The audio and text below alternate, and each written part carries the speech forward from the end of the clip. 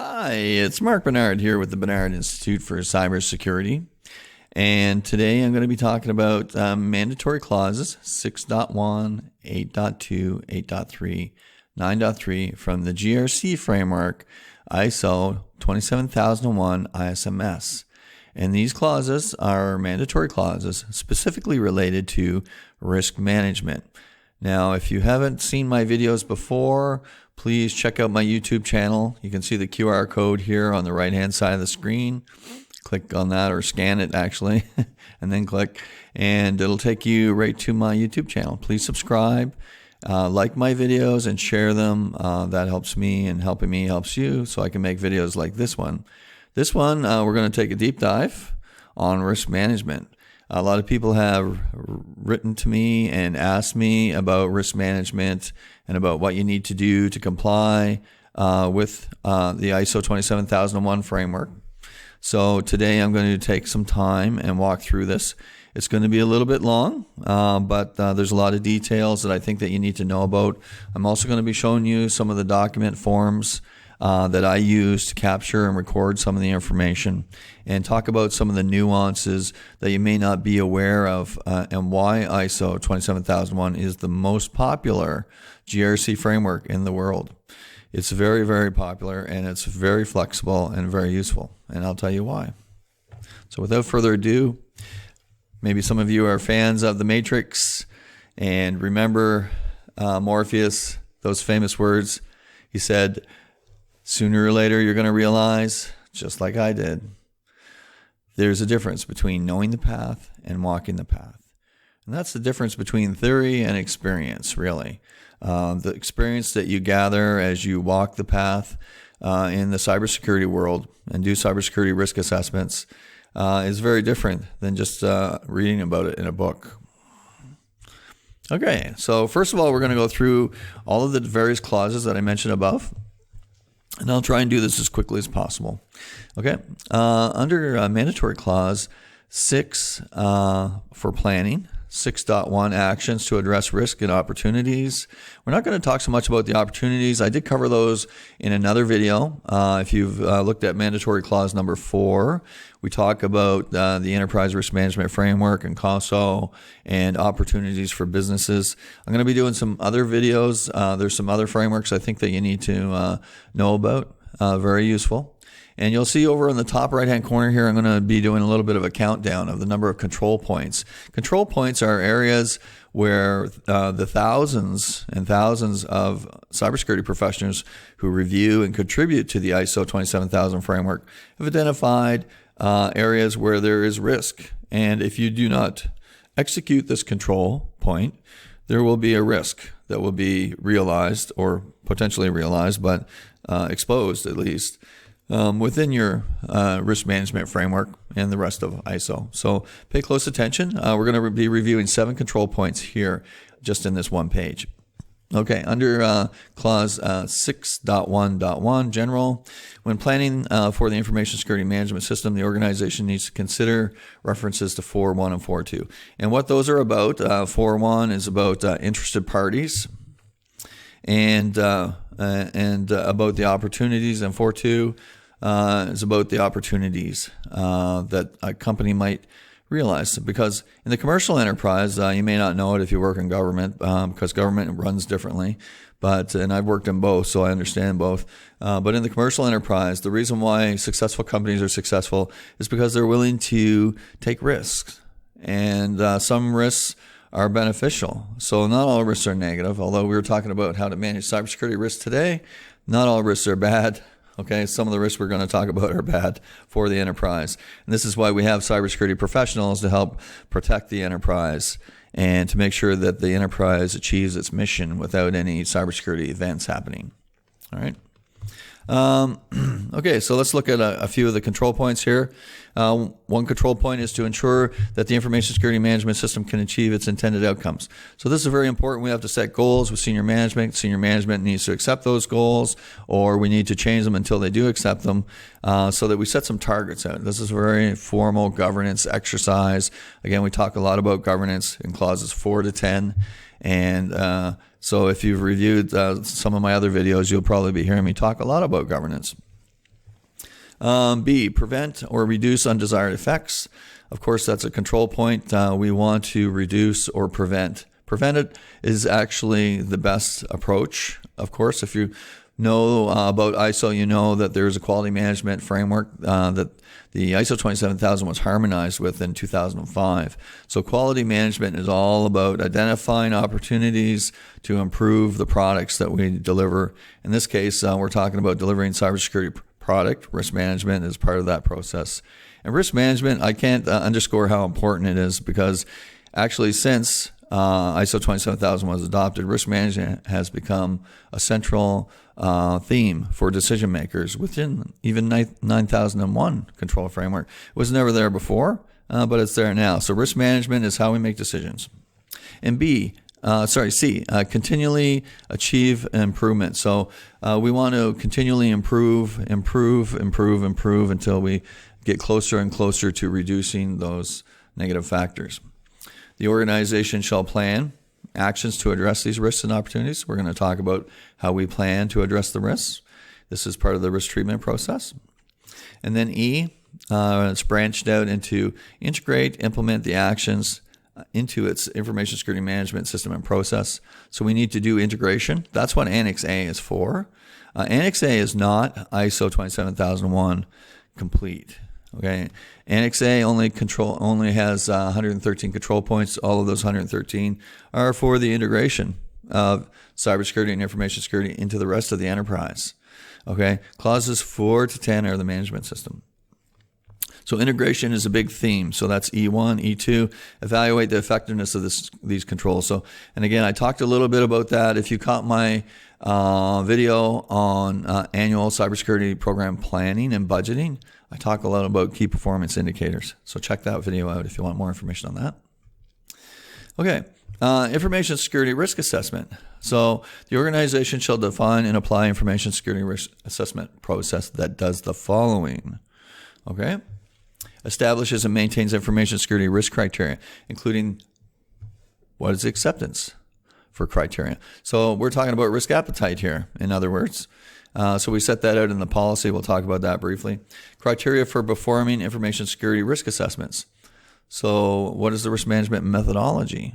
Okay, so I won't dive into the methodology today. I'm going to give you a document tree. It'll show you which areas of the risk management process I'm jumping into just to address these different controls here, 6.1, 8.2, 8.3, and 9.3. Okay, B. Ensure that repeated information security risks ensures that repeated information security risk assessments produce consistent, valid, and comparable outputs. And this, for the people that don't understand, is some very key point here and important.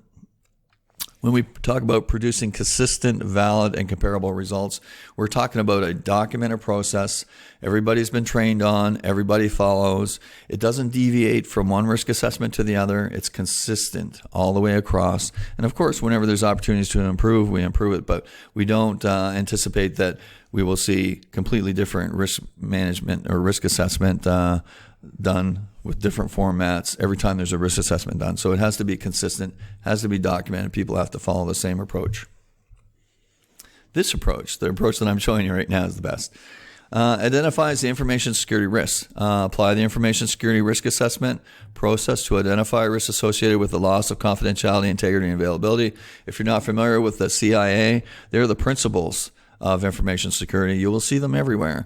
If you are a CISSP, a Certified Information System Security Professional, you know that CIA has several questions in the exam.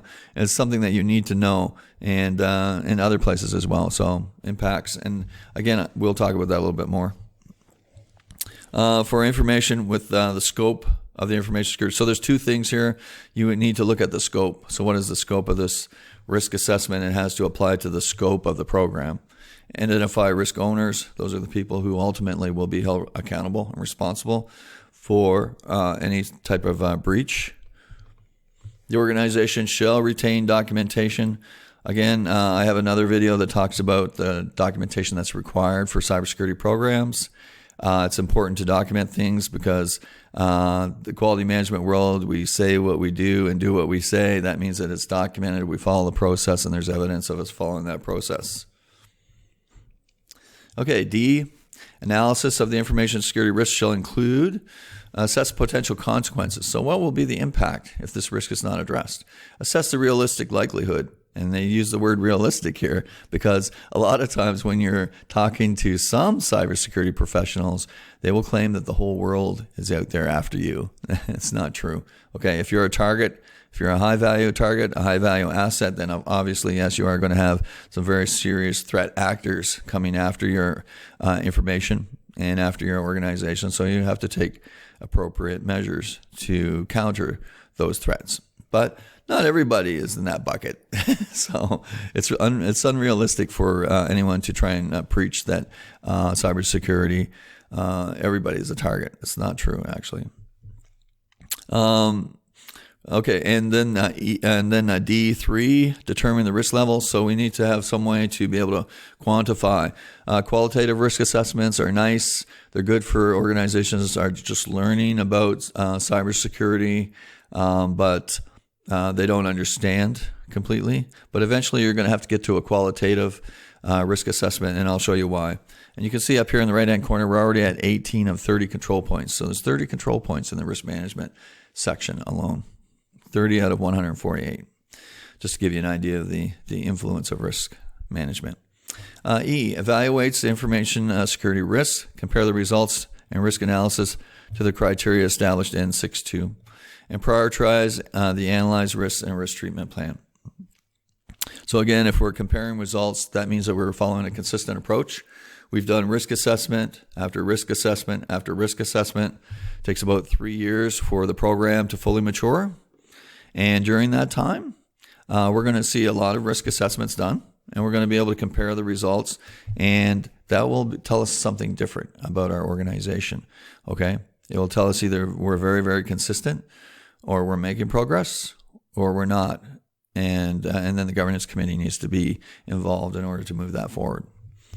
And of course, prioritizing. And you can't prioritize things unless you do a quantitative risk assessment. Qualitative risk assessments are based on people's experience, which is good. If a manager has been with an organization for a while, he probably knows a lot about the organization and what's worked and what hasn't worked. But that doesn't mean that it is going to be based on any kind of a practical methodology. So we take that information into account when we do the risk assessment, but we don't base the risk assessment on people's opinions. It has to be calculated. It's a numbers game. The organization shall, again, retain documentation. So you have to retain documentation everywhere. Okay, now we're in controls 21 to 30.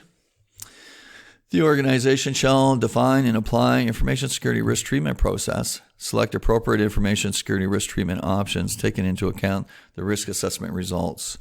So I'm provided some more information, insights as we work through the slide deck. I will show you those to you. Basically, this means that we need to have some kind of an agreed risk treatment approach based on the culture, the organization, its current infrastructure capabilities, the future, its roadmap. There's a lot of things to take into consideration, but when we identify a risk that needs to be treated, we need to have a plan on how to do that. B, determine all controls that are necessary to implement the information security risk treatment options. So we need to determine all controls. I'm going to show you how we've done that here. This is a very, very informative video. I encourage you to subscribe to my channel, and don't forget to share this video with other people, especially if you're new to the business, or maybe you've been in the business for a while and you just want to pick up some tips. This is a very, very valuable video. It's based on 30 years of experience for myself and working in many, many, many different organizations, 11 of 16 critical infrastructures, organizations, industries. So, okay. And from time to time, you'll see this here in the specification. It'll say, note, organizations can design controls as required or identify them from a source. So you can take a control from a framework, or you can make a custom control because you may have a unique risk that's associated with your particular type of business, something special about your business or your industry. So there's no hard and fast rule. ISO, one of the best things about ISO 27001, another benefit is that it's not prescriptive. Some frameworks out there say you have to implement all of these controls or else. But in the ISO world, it's not like that. Okay? In the ISO world, you have to implement the mandatory controls because they're the management system. But in Annex A, you risk justify controls in and out of scope, and you can add controls that aren't in the Annex A. So you can build a control framework, and we'll talk about that. Compare controls determined in 613B to those above in Annex A. Verify that no necessary controls have been omitted. Okay, so this is the risk justification I was telling you about. So, and the ISO approach is very different than other, risk management frameworks and methodologies, and I'll tell you about that because it looks at the asset first. It looks at the vulnerabilities associated with the asset, and then it looks at what type of threat actor could potentially exploit that. So, where some other risk assessments completely try to create some kind of a risk description, I guess, for lack of a better explanation, based on a lot of guesswork, really. There's not a lot of facts behind it. So this one is very quantifiable. It's evidence-based. You can prove every step of the process. B, note, Annex A controls contains a comprehensive list of control objectives and controls. Users of this international standard are directed to Annex A to ensure that no necessary controls are overlooked. So it is a very thin list of controls. There's only 113 controls that are being used to integrate into the operation, into the organization. And I can tell you based on experience, there are control frameworks that go all the way from 360, like PCI, DSS, all the way up to 1,200 control points. So there are many, many control out there. A lot of them overlap. A lot of them do the same thing. So it's important to, when you build your control framework, that you don't have overlap and that you only choose the controls that are applicable. And a risk assessment is how you do that. And note number 2, control objectives are implicitly included in the controls chosen. So, the control objectives and controls listed in Annex A are not exhaustive. So in other words, it's just a baseline. It's not the end of the destination of where you're going to end up with when you go through your various compliance frameworks, your legal obligations. You build a control framework based on everything, and that will be the framework that you follow. And it will include ISO, hopefully as the parent, and the other ones will be the child. That's the best approach. Are not exhaustive, and additional control objectives may be needed. So, just like I was saying, right? D, produce a statement of applicability. That is your master control framework. That's what we're going to end up with when we're done. D, formulate an information security risk treatment plan. We're going to talk about how you do that. Risk owners are going to be assigned and sign off on it when it's completed. The organization shall retain documented information about the information security. So again, more records. We have to keep records of what we're doing. It's very, very important in order to be successful. Note, the information security risk assessment and treatment process in this international standard aligns with principles of generic guidelines of 3100.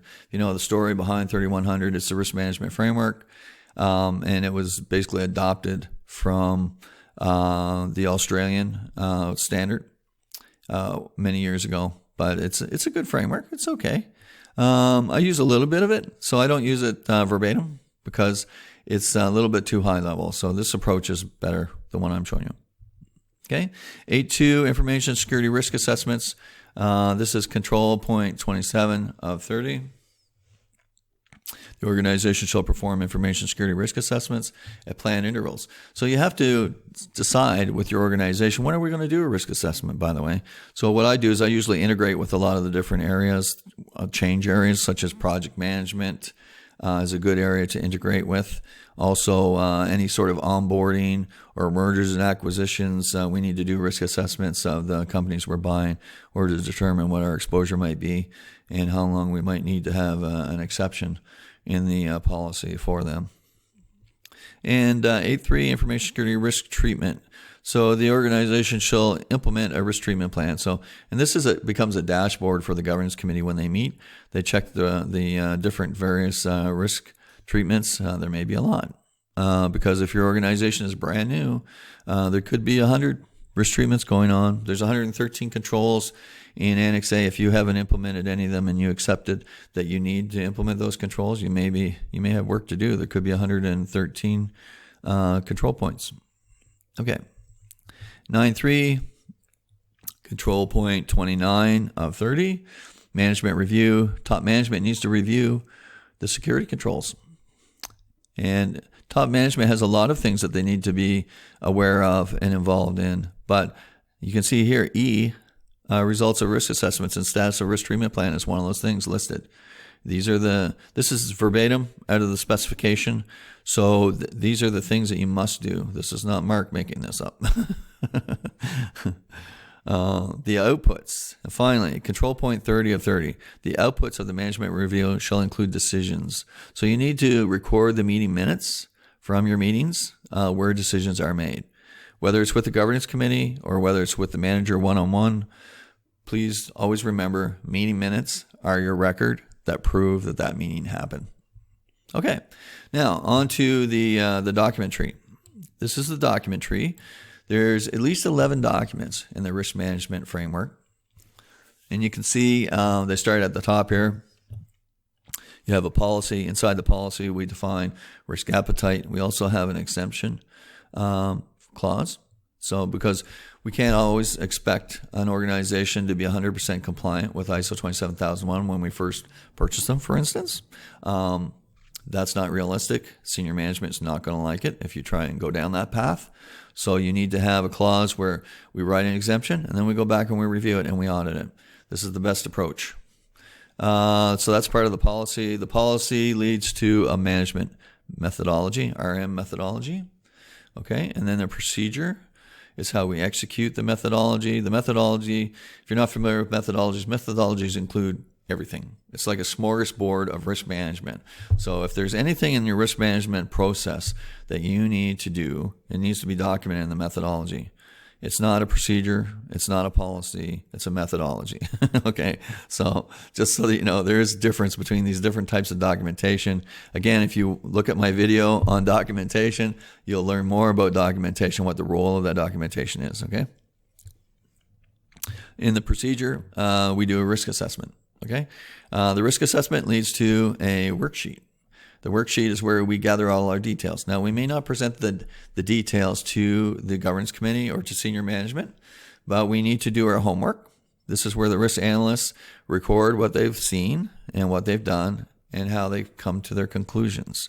If you do not have this, and then you make some kind of a bogus recommendation to the governance committee about what controls they have to implement, don't be surprised if they tell you go away and do your homework and then come back. Because you need that worksheet. The worksheet provides all the details. The worksheet will lead to a risk treatment plan.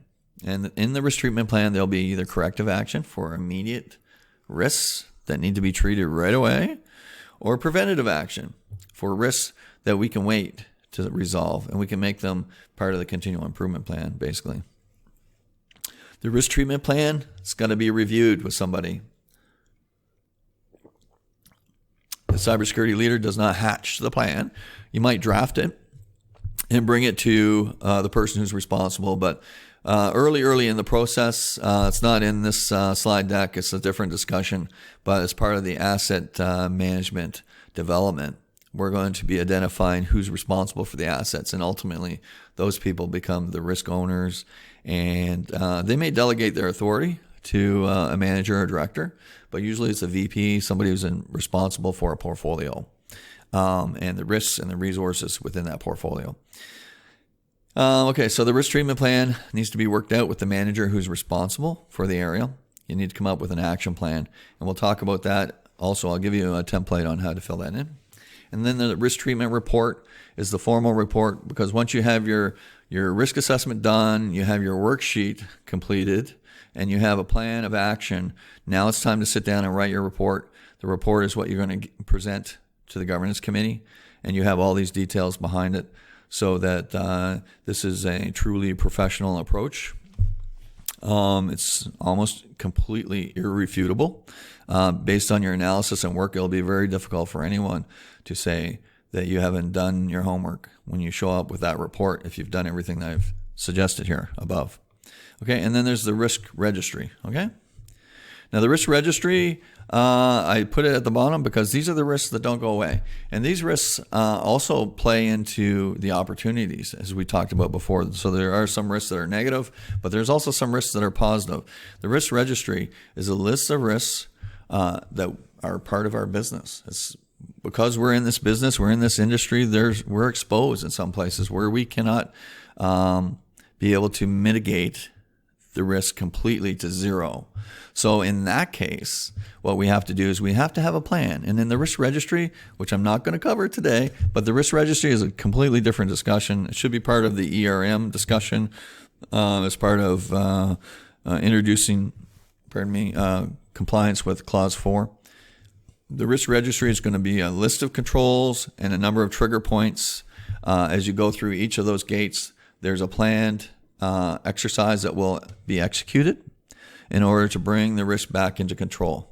Okay, and usually I work on 5-stage system. You'll see that more as we work forward in the slide deck. Today we're talking about the procedure, the worksheet, the plan, and finally the report. Okay, now the waterfall includes 8 steps in the risk management process. First of all, we're going to scope. We need to scope. We need to understand how big the scope is. And when we look at the scope, we've got to look at the assets. So we're going to list all the assets. And I'll explain the assets again. If you've seen my other videos, you know it's going to be people, information, software, hardware, telecommunications, and facilities are the 6 assets that we need to do any type of business. Okay? Identify the assets in scope and keep identifying the assets as we go through the process. Sometimes we define the scope, we list the assets, and then later on we find out there's more assets, right? It does happen because this process takes a few years to really gel and mature properly. Step 3, analyze the asset vulnerabilities. So we have assets, people, information, software, hardware, telecommunications, facilities. What are they vulnerable to? Okay, you need to take a look closely at what are the exposures. Do they need to be patched regularly? That's usually an easy one, right? It's difficult sometimes to get done in some organizations because they don't want to patch. They feel it's not necessary to patch all the time, but you can talk to Equifax. They didn't patch one patch. It cost them $750 million. So for most companies that will wipe out, that would be Chapter 11. You'd be done, right? So patch your systems, patch your software, patch your hardware. You can't patch humans, but you can train humans, and you can deal with some of the risks around humans. And I'll show you how patching some things actually contribute to the security of other things. So we'll talk about that. Again, it's a circular process. You may identify some vulnerabilities and come back and through your research identify more. So you have to circle back and make sure you list your vulnerabilities. So you have your assets, you have your vulnerabilities. Now you're going to look at what is the threat that it could possibly exploit this vulnerability. So not all can. Okay, so don't let some cybersecurity consultant tell you that you're exposed to everything under the moon or sun, because it's not true. Okay, there's some threat agents who are very capable, such as foreign governments. So if you're another government, or if you're a patent office, or if you have some secret formula to quantum computing or to neural network, that other government might try and hack you and steal those ideas, because, it's far cheaper to steal somebody's other ideas and go through the research and development process, which can cost millions and millions of dollars. So, and that's part of our job, is to protect our enterprises, protect their secrets, protect the things that make them successful. Right? So identify realistic threats, because you're going to be presenting this to the governance committee, and they're going to laugh at you if you present something that's foolish, or they won't support you at all, and then you'll be left hanging with a nice plan. Looks good to all your other colleagues, maybe in the cybersecurity world, but to the executives of your business, it doesn't mean nothing. Okay, and you got no traction. So we're going to keep identifying and analyzing threats. Doing threat profiling and vulnerability profiling is another video. It's not included here.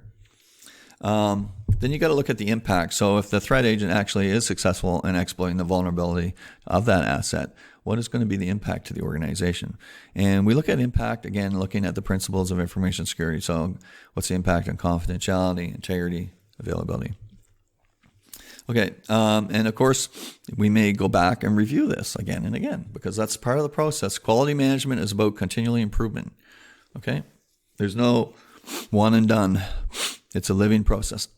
Analyzing existing controls, for instance. So we're going to sit down with the manager who's responsible for the asset and protection of that asset, and then we're going to come up with an action plan. And we, in the quality management world, pardon me, we call it a CAPA. And that stands for corrective action or preventative action. And depending on what the scenario is and how great the impact might be, you might have to take immediate corrective action to close it. So for instance, if you have a system in account that's been exposed, you might have to fix that right away. Okay, change the passwords. If you have some kind of configuration problem where somebody can hack into your network easily, you need to fix that right away. If it's a preventative action, that means that maybe you need to upgrade to the next level of something. And it takes time to do that, right? Or maybe you need to change how your application's been written because maybe it's exposed to one of the top threats, OWASP threats. Okay, so you need to come up with an action plan. I'm going to show you the template for that. Okay, and continually analyzing and looking for those controls. We may have existing controls that could be fine-tuned or optimized to improve how we protect information. It does not always mean that we're going to implement new controls. So one of the top things you need to ask all your external auditors is when they make recommendations on new controls as part of an annual review or maybe the CFO certification in January or June, whenever you're doing it, is, we've done risk assessments. We understand our control framework. You're suggesting this control be implemented, but have you done a risk assessment? Do you understand all of these steps? This is our risk management approach. We follow this approach. You should follow this approach when you're reviewing us. Okay, and then calculate the risk. So you need to come up with a risk rating so that management can prioritize this.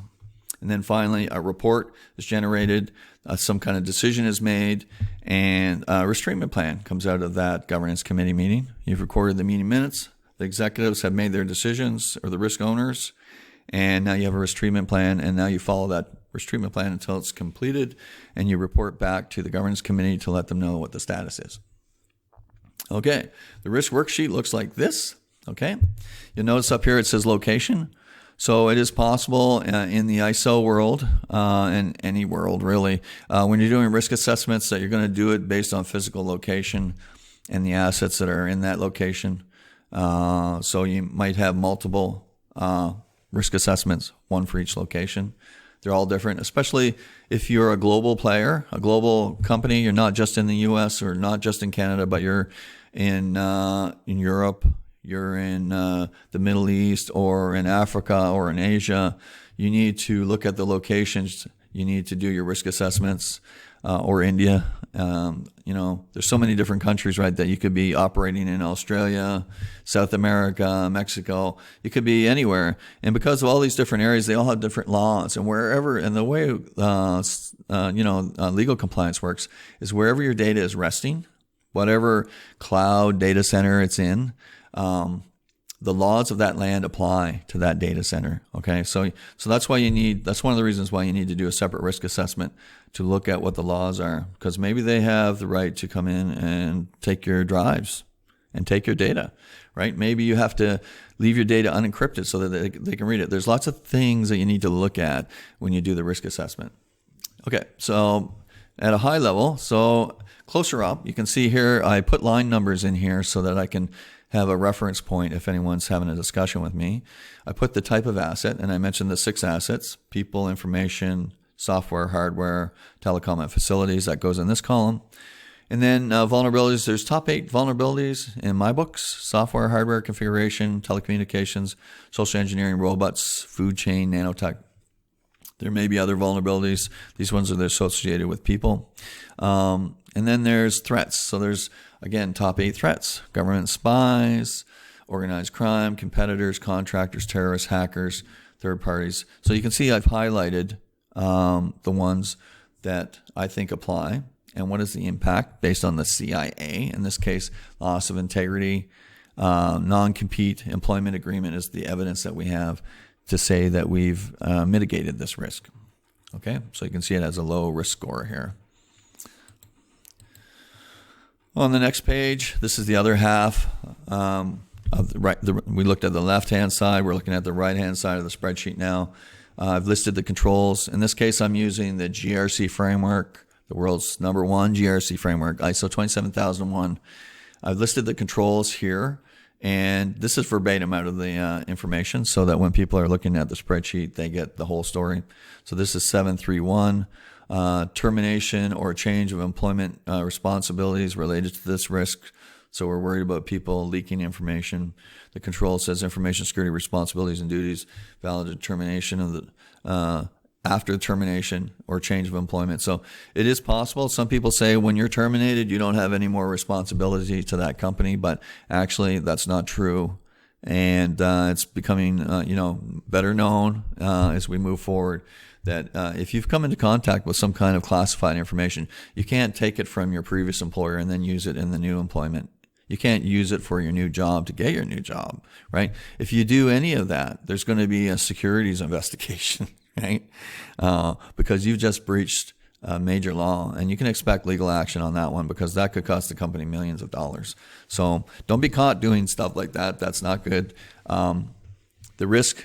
So this is my words, putting this in here, and this is the risk manager or the risk owner here, the VP of Human Resources. So we're going to say the risk is that employees who leave a company may breach a non-disclosure agreement, non-competition agreements, and use that information for a new company, right? So we can't have that.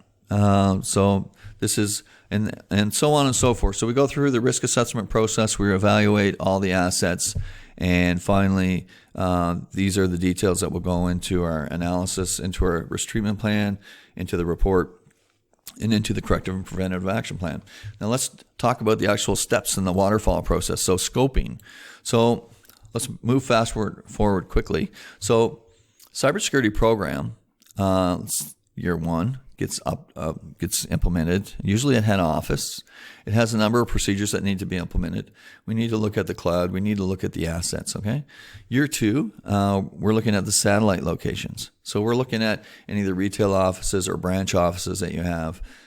We're still looking at the assets because now we might have more assets, right, included. So there may be different people that weren't in scope to begin with, and now they're in year two scope. So the scope changes, and scope changes again in year three, and now we're including vendors and third parties and suppliers. So this is a 3-year cycle, and you have to do this because as the famous quote goes, you can't eat an elephant in one bite. You need to take small bites, right? So you need to take those small bites and define the scope. Now this is going to be important moving forward, because once you define the scope, now you're going to look at the assets in that scope. So we have data, we have people, okay? We have software that helps us access the data and the people use to access it. And then we have hardware that the software sits on and runs. And it could be lots of hardware. You can see there's laptops, mobile devices, desktops, servers, lots of different devices. And then we have different groups of people all connected together through telecommunications. So we have the internet, we have firewalls, we have routers, switches, load balancers, and we have people who are suppliers, customers, remote users. We have people in the data center. We have people working in the cloud. We have people working in sales, finance. All of these little dotted lines are security zones within the infrastructure. So again, defense in depth, we're trying to add layers of security so somebody from zone 1 can't get into zone 2, for instance. And the information available to the people in zone 1 is not available to the people in zone 2. So this is very important. These are the assets that are part of that scope. Remember, we looked at the scope, the assets in the scope, okay?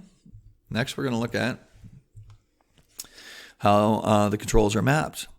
So this is a famous fishbone diagram. You can see that this fishbone leads to not a problem, but services. So I've kind of reversed the logic on this. This is how I use the fishbone. Enterprise services and products, this is what we deliver as an organization. I've taken the Annex A controls and I've mapped them to each of the different assets as they apply. So you can see that there's sort of a weighting going on here. You can see a lot of controls are applied to the protection of information, and they should be. But equally, a lot to software, hardware, and telecom as well.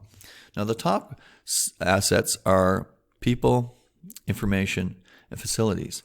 These are not technical assets. So a lot of people say, oh, ISO 27001, that's an IT framework, right? No, that's not true, actually. And also, one thing that you'll notice about ISO 27001 is that it's one of the only frameworks that looks at not only technical targets, but it looks at soft targets as well.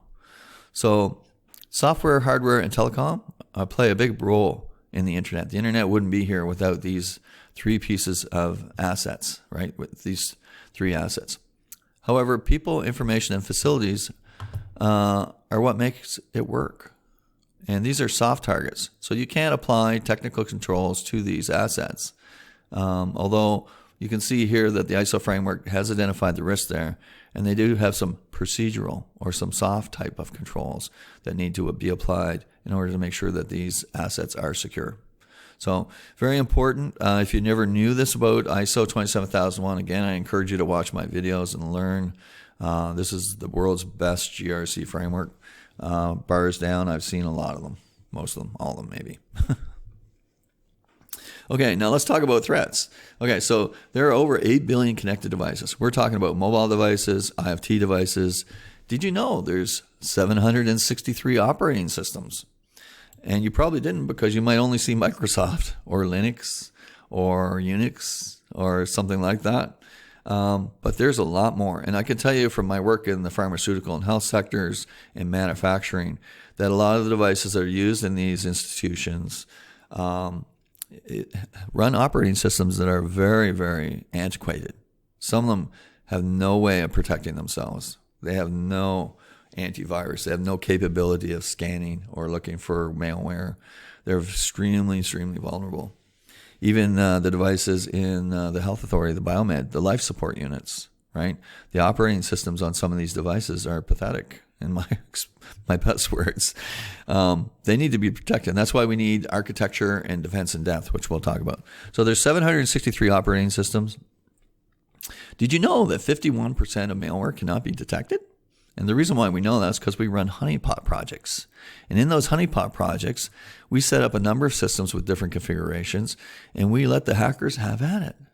And what we've learned is that there are so many mutations of existing malware. A lot of the signature and based systems can't detect these malwares, and they just come into the system. And that means only 49% can be detected. Did you know that exploits are developed and published? Some of those exploits are not detectable.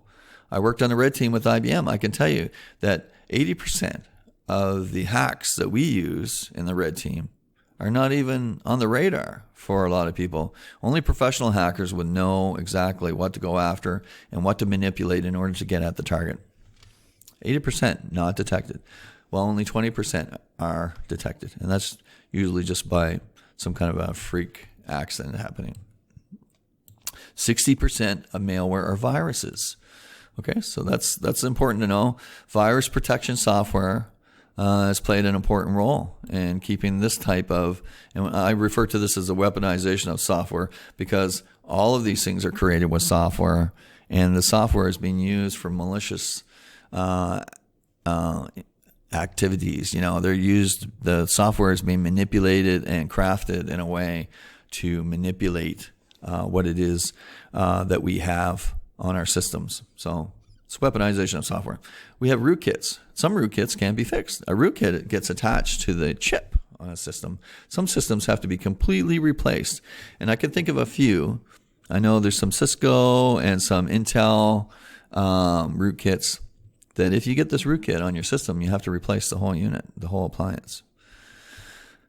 Okay, and there's some on Apple as well, too. 29% of malware Trojans malware are Trojans, pardon me. And of course, Trojan is a backdoor. We're going to be talking about the internet going dark because Trojans are slipping past all the security appliances that we have and being opened behind the firewall, behind IPS, behind IDS, and the Trojans are getting into our systems. And of course, Trojan is the first step in a ransomware attack, right?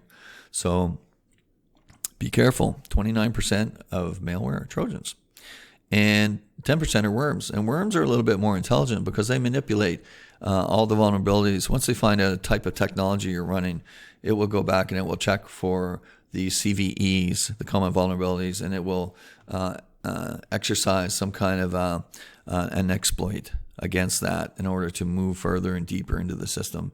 Worms, not artificial intelligence, because that doesn't actually exist. There's no system out there that's conscious yet, self-conscious. But that said, they still go through a number of checks and balances, and they find ways to get into systems. And once they get into a system, they continue to penetrate into the system. That's why they're called worms. All right, that's some types of threats. There's some other threats too, by the way. There's lots of threats. But again, it depends on who the threat agent is. So you might not be exposed to these. And all of these are fixable, by the way. These are just regular cybersecurity kind of program stuff that you would do in order to protect your enterprise. The OWASP project presents 10 new top 10 vulnerabilities for internet-facing applications. So if you're a banking system and you have a bank app out there or some other kind of business that you have an app that people go out and buy stuff through, you need to pay attention to these. These need to become part of your secure software development lifecycle, SSDLC. Okay, so injection, broken authentication, cross-site scripting, broken access control, security misconfiguration. That's a human vulnerability, really.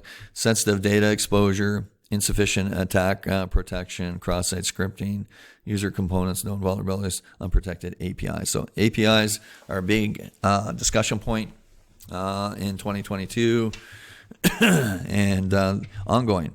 And I can tell you, based on my experience, APIs can be managed, and the risk can be almost completely mitigated to zero. But you have to be smart about it, and you have to know what you're doing. So there's a push to get coding done quicker and push it out into the marketplace. And unfortunately, because of that process, it has pushed security further into the back of the requirements. Security needs to be up front. It needs to be part of all the changes, whether you're running scrums and sprints or in order to develop code and get it out there, you still need to pay attention to the details, because the details are what's going to cost your company millions of dollars, maybe cost them their whole business. Okay, 57% web application exploits. So there are so many exploits because these are so well known. Now you can purchase a tool like Burp Suite, and you can use that tool. I don't endorse tools, but I use this one, and it's very good. And it goes and it looks at all these top 10s, and it evaluates from the internet into your enterprise what you're exposed to. So it's very good. 17% result in remote code execution. Shell code is 2%. Denial of services, proof of concept, exploit. These are impacts to your assets, local and privilege escalation. And again, that's part of the ransomware attack, is once you get the Trojan inside, then you go after the privileged user accounts, the system admin accounts. And once you get access to the system admin accounts, then you try to first infect the backup systems. So if you have an online backup system, they go after that first because they don't want you to turn them off and then just restore your system, because that's the easy way to get out of a ransomware attack. They want to make sure that they have you completely infected and encrypted and not possible to recover. But again, we know about this. We know about the tactics. We can fix this. There are over 42,000 exploits freely available to download today. So unfortunately, that does leave a bit of a problem because that means that you don't need to have a lot of knowledge about how to execute these if they're already crafted and ready for download and execution. But script kiddies do this, and they can get into a lot of trouble. So the source our OWASP project and the exploit database. So I've gone through the exploit database, has thousands of exploits that you can download and execute.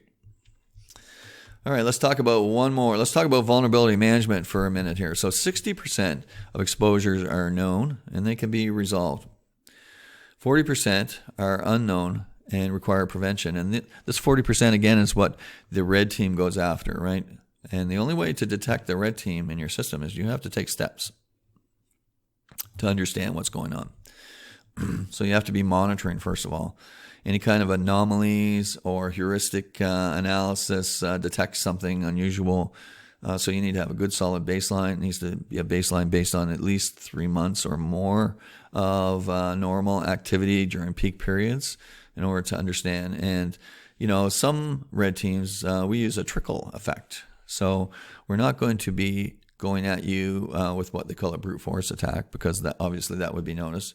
But we might, go after it one piece at a time, a little bit at a time. Maybe it will take a long time, okay? But we don't want to be noticed, so that's the important part.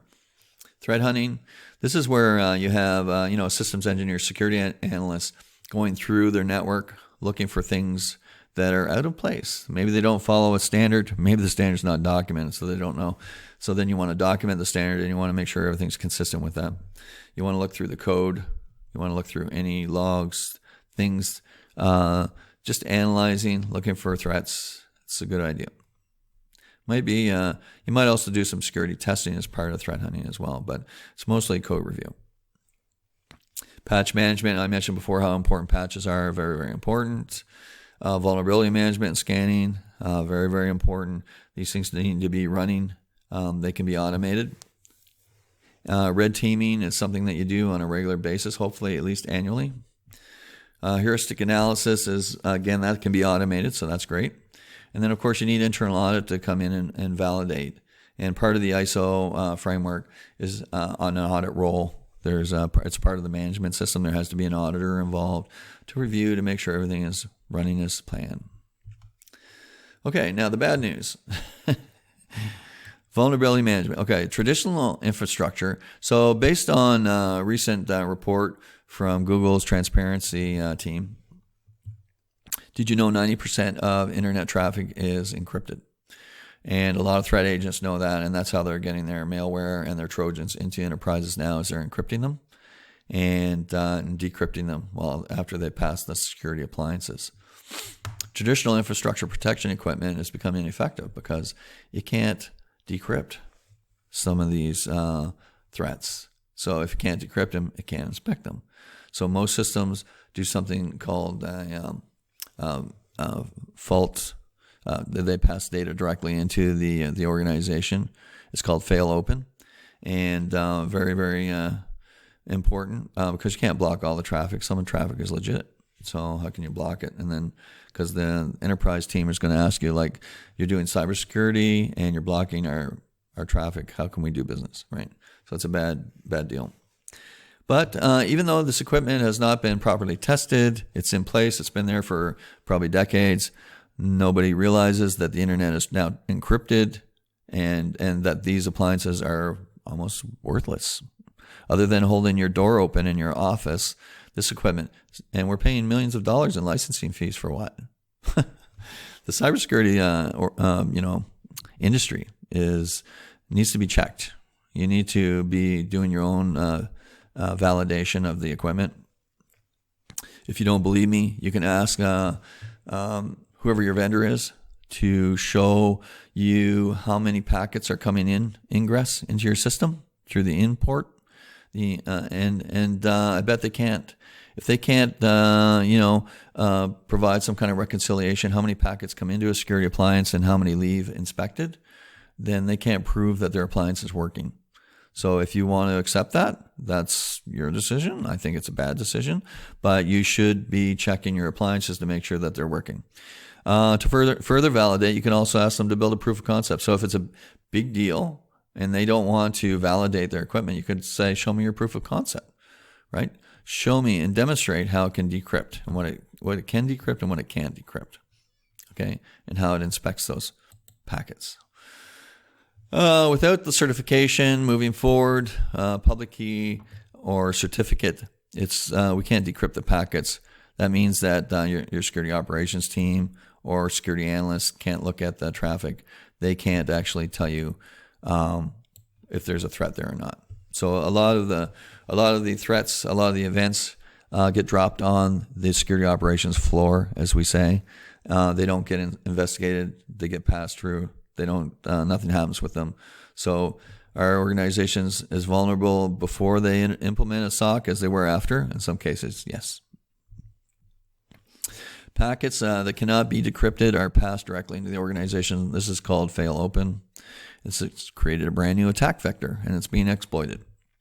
When packets are decrypted or re-encrypted, the certificate changes, and you might get a bad certificate error. So if somebody has been successful at decrypting a packet, then you're going to know right away because you get a bad certificate. This is also a sign that there's a man-in-the-middle attack going on. So, but in this case, we would use a certificate that would be signed by the organization. So it would be valid. It would be a valid certificate. It would just be from a different source. Every company needs to create an encryption policy, and we do this to prevent employees from encrypting their own data. Because if they encrypt their own data and they leave the company, we're left with a brick.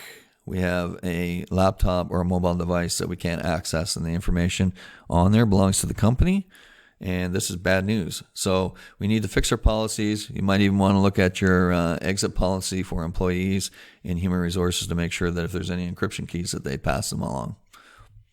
Public key encryption needs to be shared. There is a way to deal with this.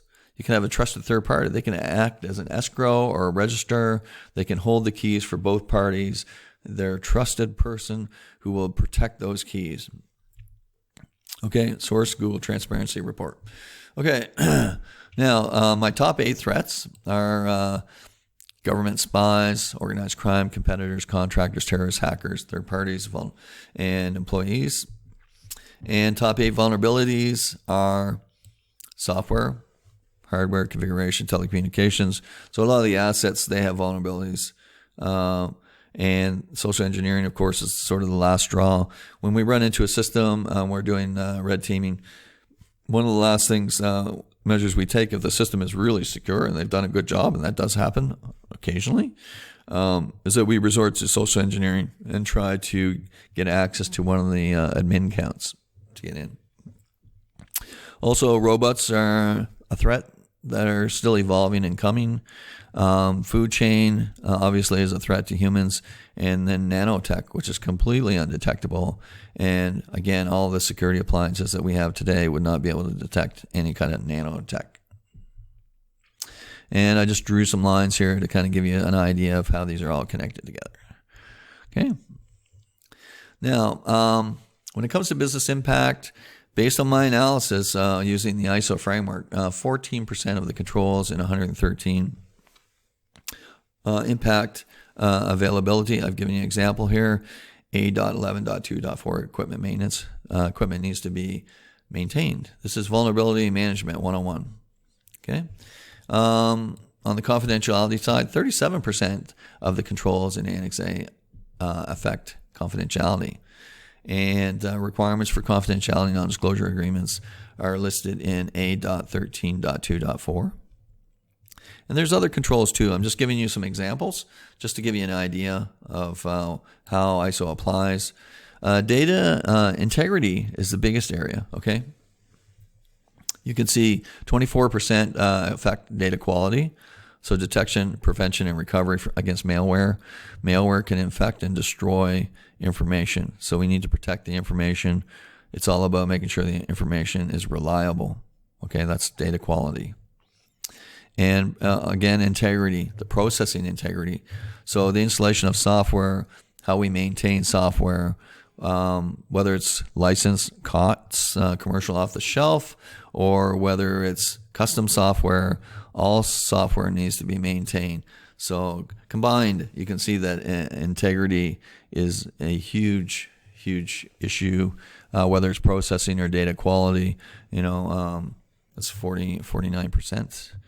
So it's the largest area out of the ISO framework. Integrity, confidentiality is second, and then availability third. Okay. Now, control effectiveness. This is the way we look at control effectiveness generally. So the green line goes down. So it goes from, let's say, 100 down to 0. We're reducing defects, incidents, and unplanned expenses by stabilizing the environment. So, and this saves money actually for the company. So this is cost savings. And we do that while on the XY axis, we go up with process stabilization. Very important. And here's the maturity scale, okay? So 0 is non-existent, so you don't have a practice or a procedure in place.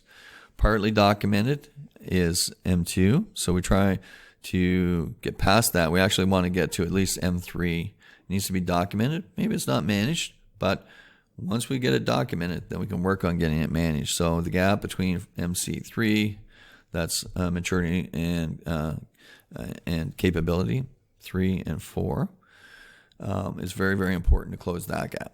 And M4, we're going to have KPIs. We're going to have key performance indicators, which I talked about in some of my other videos around annual business planning.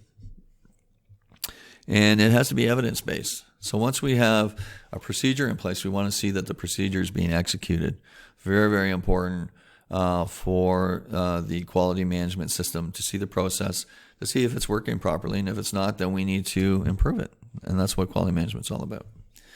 And then MC5, ultimately, quality managed and maybe automated. So we may take the human right out of the factor completely, but that's where everything is eventually going to go, is to automation, because that's the natural way things go. Once we work a process, we perfect the process, then we're going to automate it, right? And that's the same thing that's happening to security operations centers. They're filled with security analysts, but 30% of the things that they look at, and maybe they don't get a chance to look at, because I mentioned that a lot of security events and incidents get dropped on the floor and they don't get investigated, right? A lot of those things could be automated. Okay, and that improves the capability and maturity, and we go to a steady state, which is excellent. Current practices are usually ad hoc or lower, and standard industry standards are a little bit below documented, not quite at documented. And then, of course, the future state is to be at that MC4 where we have KPIs and we're doing the management process.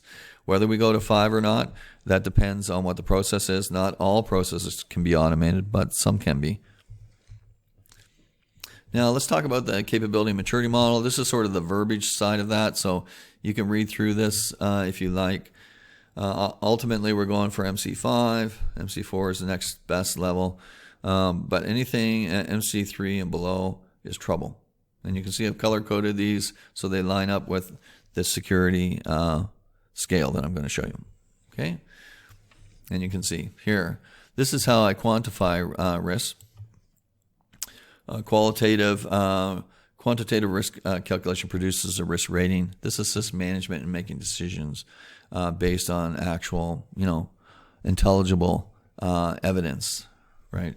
So extreme risk is what we want to avoid. Critical risk, not good either. So an example of this extreme risk would be a breach that's happening right now. Someone's in our system.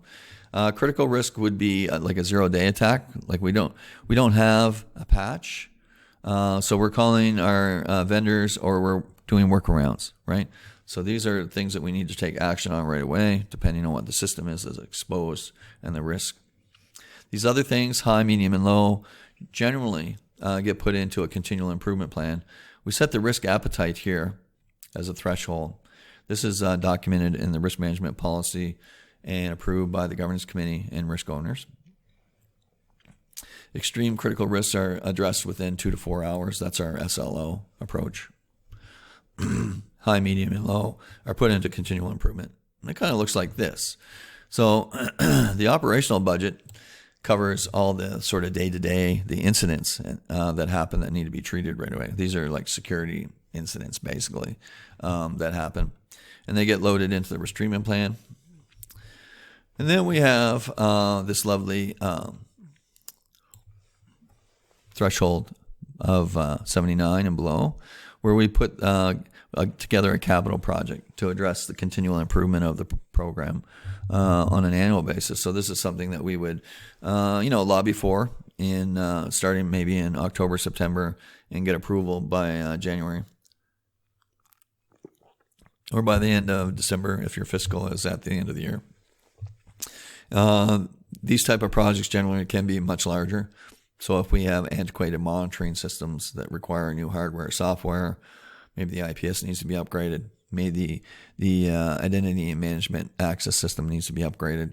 Firewalls or other types of security appliances need to be fixed, or software needs to be fixed, or maybe some training needs to happen. Usually we have to come up with a project plan on that, and then a resource plan, and then come back to management with some kind of a ballpark estimate on what it's going to cost, and then get their approval. So these type of things obviously take more time. They're planned out. There's a budget that's put in place for capital projects. Operational budget, once you get it established, after a year or two, it becomes pretty stable. You know what you're doing. Again, if you look at my video on annual planning and budgeting, you'll see some of the details that go into that type of operational process.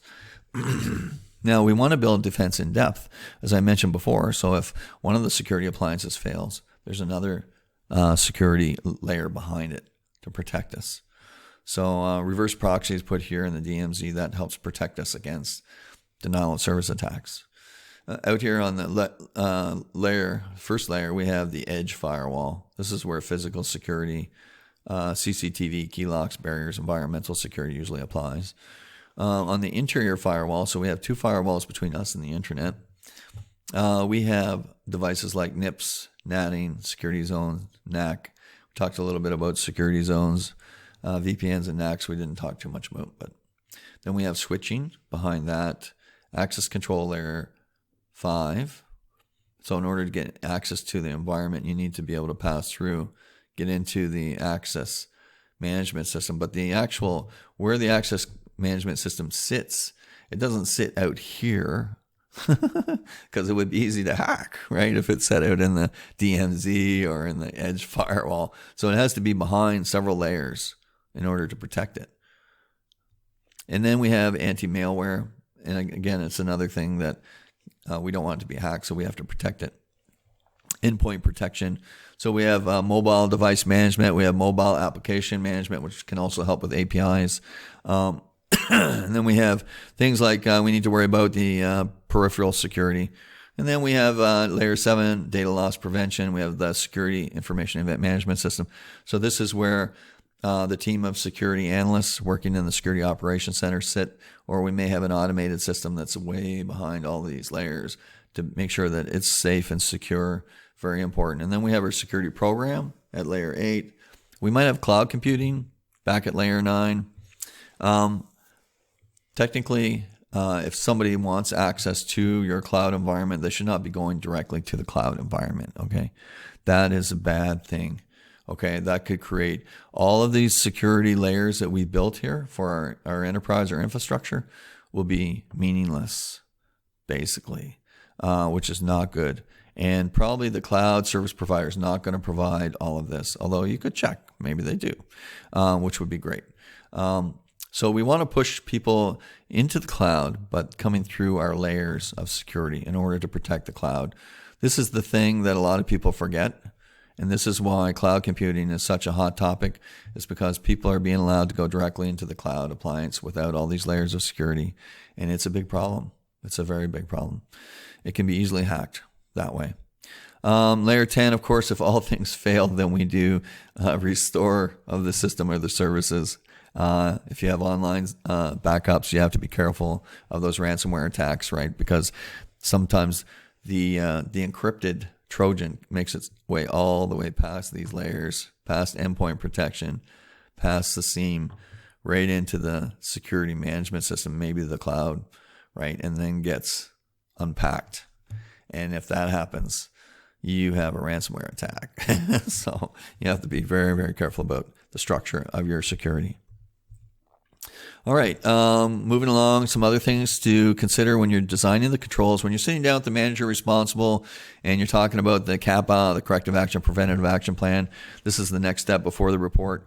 You want to talk about the workflow. So in this case, I showed you a GDPR information handling workflow. So we have employees, we have directors, we have chief cybersecurity officer, and we have designated engineers, and we talk about the workflow and the different hands-offs that are happening between each layer. You want to talk about this. You want to talk about where you want to implement controls, whether it's a defense in depth or whether it's documented evidence or information classification schema. You can see here it's applied in a couple places. These are security controls. Actually, this is the schema. So these are the security controls that are 50% integrated into your infrastructure, 50% non-manual, requiring employee intervention. And then this is the project plan here. So we talk about the workflow. And you might want to talk about, so we talked about the security architecture overall. We talked about the workflow. Now we're talking about this is the logical architecture. This is just one appliance. This is the intrusion prevention system that you might talk about how the data flows through this. Where can we set up different controls in here? Can we make any improvements in the logical architecture? Or how about the physical architecture of the actual appliance? So you can talk about, so you're getting down to the engineering specifications now. You're talking about how does this system work? Where does it get its inputs, outputs? How does it get updated here through these things? How does it block stuff that it doesn't like, right? So, and when you purchase a system, this is at the level that you want to be looking at because you want to compare apples to apples. So you want to see how each of the appliances work to make sure that you buy the best product. Okay. Now, the CAPA report looks like this, okay? And there's some sections in here that you want to fill out. So you can see it's tied to a ticket number. So if you don't have a case management system, or if you do, you may still have to issue tickets through the service management desk because many people in the organization are involved in cybersecurity and help cybersecurity. Once you sit down with the manager here, you name them here, the department who's responsible, the manager. It may not always be IT. It could be somebody else. Because as I mentioned before, ISO works with a number of different groups. It's integrated with human resources, legal, compliance, supply chain, software development, and technology, so support and infrastructure, and then the front office employees who do a lot when it comes to information protection and being aware of different types of threats. So in this case, this is a verify and review. This is the control. Again, this is the non-conformity. So we do audits and we do a conformity check or we do a risk assessment and we identify the control where there's a gap, basically. So the status is open. This is at level 3, so you can tell it goes into continual improvement because only level 1 and level 2 get treated immediately. The service desk ticket gets assigned here. This is open, so it's being treated. This is the control that so there were no playbooks presented that had been built out for the organization. So we don't know how security continuity is actually happening. So a lot of people confuse business continuity and disaster recovery with security continuity. They're not the same thing. They're definitely related, but basically you need to have security that you have at your site today applied to whatever the continuity site is, the backup site. Okay. If any of the security is missing, then you have a risk. Okay. So that needs to be tested. On the bottom part of the CAPA report, you see it talks about the root cause. Very important in quality management world to identify what is the root of this problem, right? So the root of this problem is there's no testing being done because it wasn't implemented. How to fix it? We need to meet with the cybersecurity planning committee and address the information security. We need to fix it now. And then the steps, whatever you're going to take. So you need to do some testing. You need to do lessons learned. You need to communicate. It's a very simple CAPA. Okay, try to keep it less than 10 steps in this part. This is very important. Root cause, containment, and corrective actions.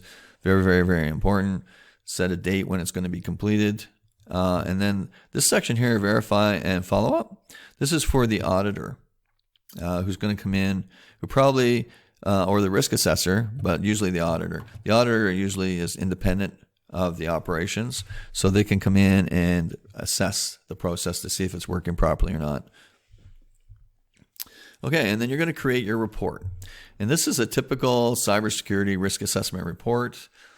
You have executive summary, overview, scope, purpose, description of activities. You have cyber threat intelligence. You want to talk about that. Description of activities, threat materialization, workflows, risk rating map, addressing risks and exposures, mitigating risks to assets and controls. And here are the list of the assets and the risks to each of those assets in the report. And then in the glossary, we put all the backup supporting materials, okay? Or in the annex, rather, sorry. Okay, and then once the report's done, you sum it up into like maybe 5 or 7 slides, and you present it to the governance committee. The governance committee looks at it. They have an eye on what the legal obligations are, and so should you as the cybersecurity leader. The regulatory requirements, the statutory, internal and external facing contracts. The cybersecurity leader is the person who basically reports, maybe not directly, maybe it's a dotted line, but they're usually the chairperson of this committee, and they present stuff and prepare the materials for this committee and convene the committee when it's time to review what's going on. Over here you have the list of controls that have been approved. So as you present the risks to the committee and we agree on the control framework, these controls that get approved get added to the control framework. And that control framework becomes something known as the statement of applicability, which is another requirement of the ISO specification. And again, so they look at the vulnerabilities, the impact, the threats, the controls at a very high level. These are senior management people. They don't have a lot of time to talk about the details. If they want information, they will definitely ask for it. So be prepared. Like I said, have your worksheet done. Make sure you have the analysis done and all the dots on the I's and T's are crossed. Okay. This becomes a statement of applicability. This is actually an artifact. If you're going for certification and registration, there's a few artifacts you need to submit. The list of controls that you finally risk justify in the scope are part of it. This control registry will, again, as you read in the specifications earlier, this could grow. So you may bring in controls here that are not part of the ISO framework, and you may remove some controls because you're not doing that type of activity. So this becomes the baseline. So whenever an external auditor or external cybersecurity professional tries to impose their opinion of your cybersecurity on you, you should always go through this process and review it with the governance committee. And you should always look at your control framework to make sure you don't already have the control in place. And then you need to talk to the governance committee about this external report before you make any decisions on implementation. All right. The risk treatment plan is simple. It looks like this. You can see there's a number of different sections here. So you have to identify what the risk is. This is the risk rating that we've calculated. This is not a qualitative. This is a quantitative risk assessment that I showed you.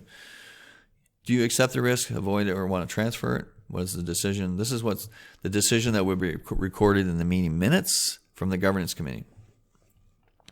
What controls are you going to implement? In this case, I just listed ISO 27000 framework controls, and I put a dollar value to implement the controls because controls cost money. And one of the things that I always talk about is the balance between the value of the asset and the investment that we make in cybersecurity control frameworks. And this is very, very important, again, to take note of, because we don't want to implement so many controls that we choke the business in a way that they can't perform, right? That would be very bad for anybody's career in cybersecurity. You probably won't be around for the next year if that happens. So you want to make sure that you demonstrate that you understand what needs to be done and that you're taking a proactive approach, that you understand that controls cost money and that the assets are not infinitely valuable, that they have some kind of ceiling, and that so should your framework. Or your cybersecurity program. It needs to have a limit on what you can implement and what you can't in dollar values. On the second half, you can see we put a residual risk in here because this is just a normal kind of thing that we do in risk management.